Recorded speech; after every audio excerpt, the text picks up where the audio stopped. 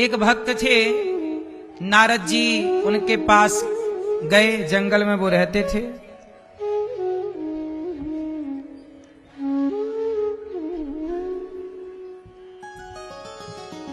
जंगल में एक भक्त थे,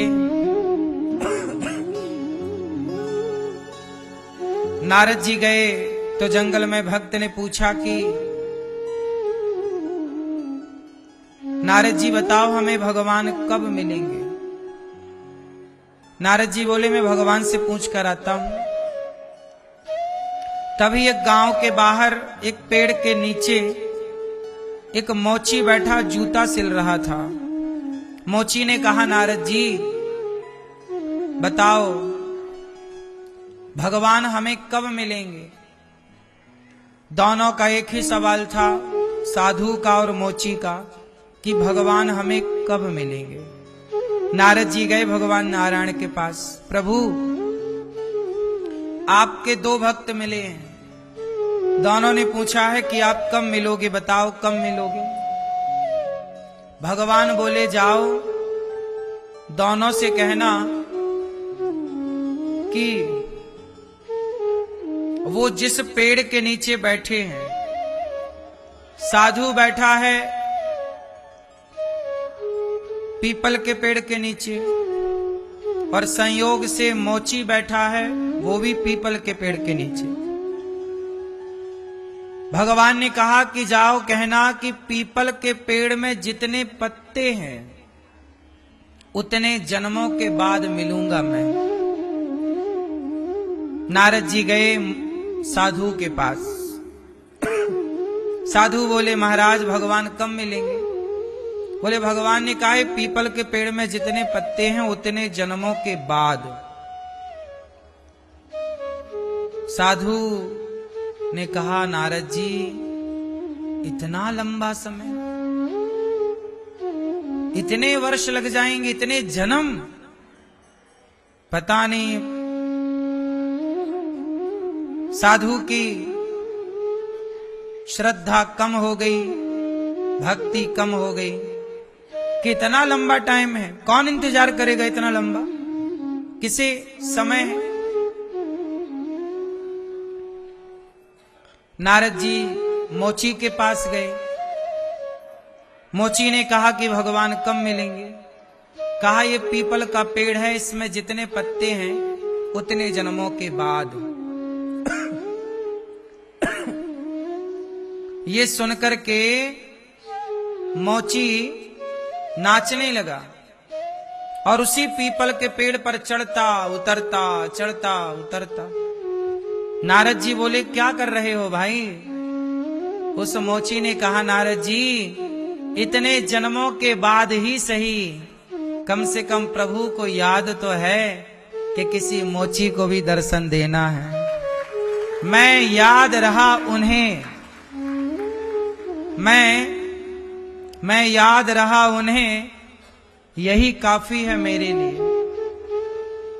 मैं याद तो हूं कम से कम उन्हें, जगत के पालनहार को मैं याद हूं। जब इस विश्वास के साथ प्रसन्नता के साथ मोची पेड़ पर चढ़ता उतरता, तभी वो इतना भाव विभोल हो गया, डूब गया प्रेम में कि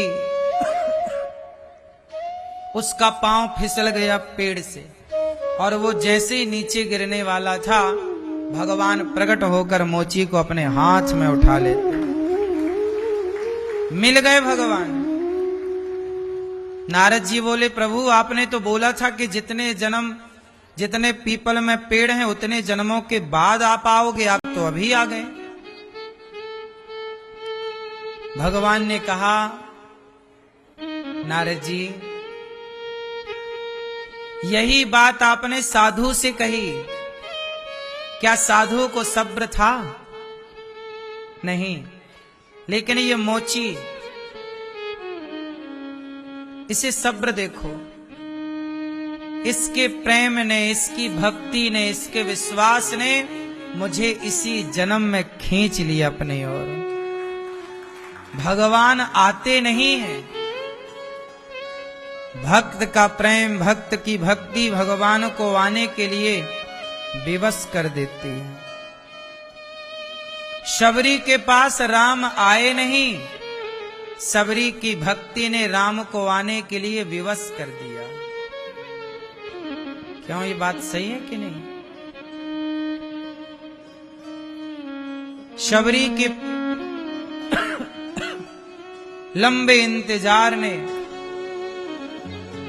आने के लिए विवश कर दिया।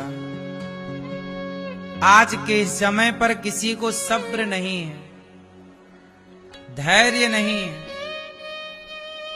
भक्ति लोग करते हैं, चाहते हैं तुरंत काम हो जाए। भक्ति भी करते किसके लिए हैं? काम बनाने के लिए। मीरा शबरी माता ने बताओ भक्ति की, राम से कौन सा काम बनवाया? बोलो। शबरी ने भक्ति की तो राम से क्या काम बनवाया? क्या चाहा? क्या मांग लिया?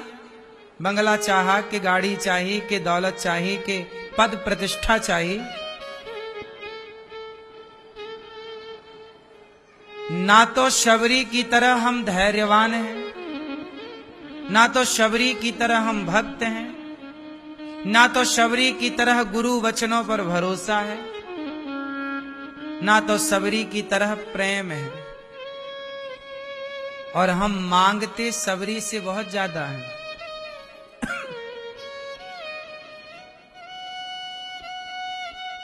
हम लोग भक्त के नाम पर, भक्ति के नाम पर भगवान से कुछ ना कुछ मांग लेते हैं। बिना मांगे आजकल भक्ति ना के बराबर है। एक बात आप लोग बहुत अच्छे से समझ लो, ना जप से, ना तप से, ना योग से, ना साधन से, कोई भी साधन नहीं है। भगवान को पाना है तो एक ही उपाय है, एक ही साधन है, केवल प्रेम। यदि प्रेम है तो आपका जप सार्थक है।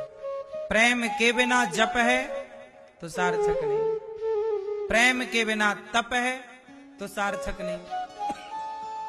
प्रेम के बिना कुछ है सार्थक नहीं। इसलिए कहता हूं, भगवान से प्रेम करो। जितना प्रेम आप संसार से कर लेते हैं, पति से कर लेते हैं, पत्नी से कर लेते हैं, बच्चों से कर लेते हैं, इतना यदि भगवान से हो जाए प्राणी का, तो उसका उद्धार हो जाएगा। समस्या ये है कि संसार से प्रेम जल्दी से हो जाता है, पर उस भगवान से प्रेम नहीं हो पाता जिस परमात्मा ने सब कुछ दिया है। संसार दिखता है ना, पत्नी दिखती है, पति दिखता है, बच्चे दिखते हैं तो प्रेम हो जाता है। भगवान से प्रेम क्यों नहीं होता? क्योंकि कहीं ना कहीं हम भगवान को महसूस नहीं कर पाते, हम भगवान को देख नहीं पाते। संसार को देख पाते हैं तो प्रेम हो जाता है संसार से। भगवान को देखने की सामर्थ्य ना होने से भगवान से प्रेम नहीं हो पाता। मैया,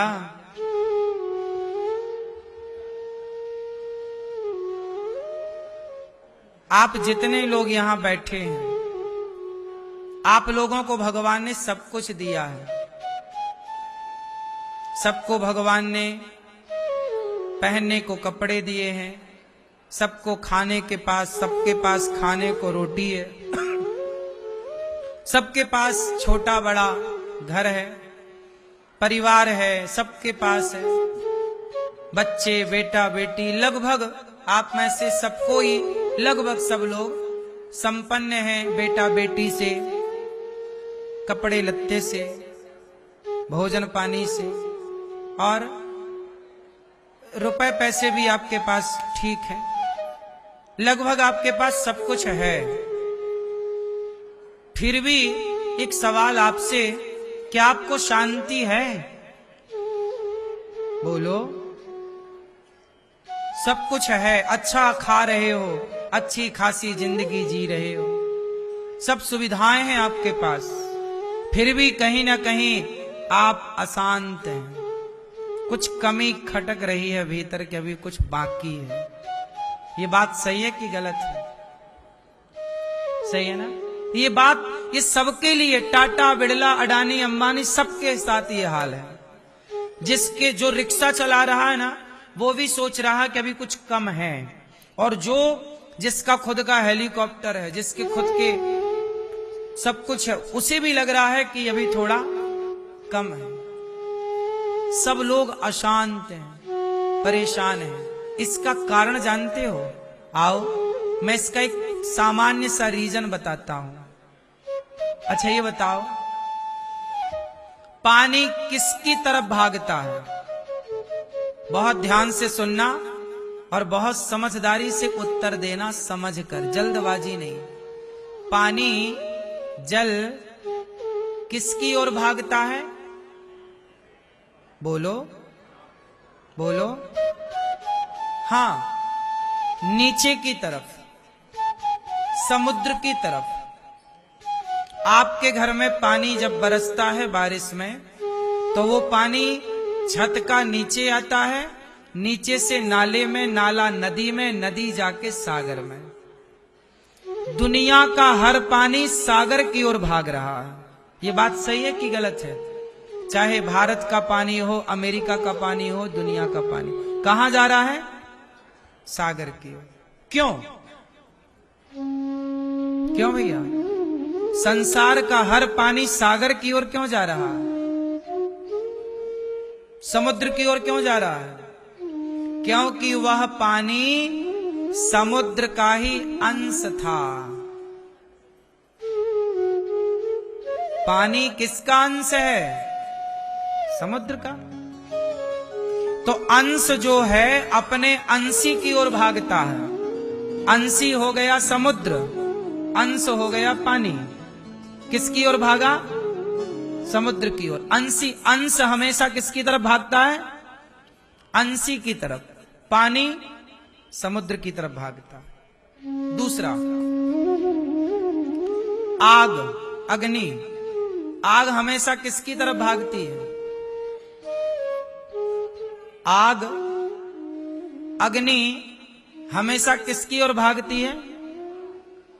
पानी नीचे जाता है,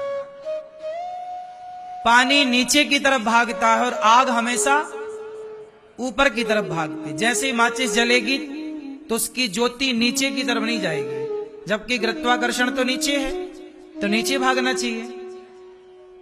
यदि सिद्धांत की बात करें तो नीचे जाना चाहिए, लेकिन आग की ज्योति ऊपर क्यों जाती है? क्योंकि आग किसका अंश है? सूर्य का। आग किसका अंश है? सूर्य का। और सूर्य कहां है? ऊपर। तो अंश है आग, अंशी है सूर्य। तो आग अपने अंशी की ओर, सूर्य की तरफ भागती है, क्योंकि उसका मालिक ऊपर है और जल का मालिक नीचे है। तो अपने मालिक की ओर भाग रहे हैं। इसी तरह जब तक आग उस सूर्य में विलय नहीं हो जाती, जब तक पानी समुद्र में विलय नहीं हो जाता, तब तक पानी को शांति नहीं मिलती। गंगा को कहां शांति मिल रही है? बह रही है। संसार की हर नदी बही जा रही है। कब तक बहेगी? जब तक समुद्र को नहीं पा जाएगी। और समुद्र को पा लेने के बाद हर नदियां शांत हो जाती हैं। आपको भी शांति नहीं मिल रही है। क्यों? क्योंकि आप भी किसी के अंश हैं। जैसे समुद्र का अंश है पानी, सूर्य का अंश है आग। बताओ आप लोग किसके अंश हैं? बोलो बोलो। भगवान के, ईश्वर अंश, जीव अविनाशी। जब तक नदियां सागर को नहीं पाएंगी, शांति नहीं मिलेगी। अग्नि सूर्य को नहीं पाएगी, शांति नहीं मिलेगी उसे। उसी तरह जब तक जीवात्मा परमात्मा को नहीं पाता तब तक शांति नहीं मिलती।